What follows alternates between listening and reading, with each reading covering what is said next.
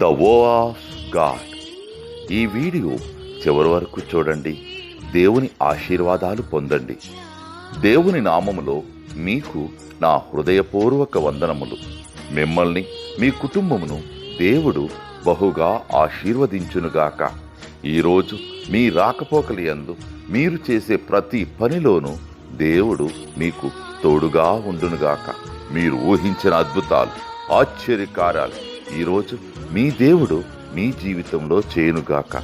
ఈరోజు నీ దేవుడు నీతో మాట్లాడే మాట. యెహోవా నీ మొర వినెను. ఆదికాండము 16:11. The Lord has heard our cry. Genesis chapter 16 verses 11. నీ మాట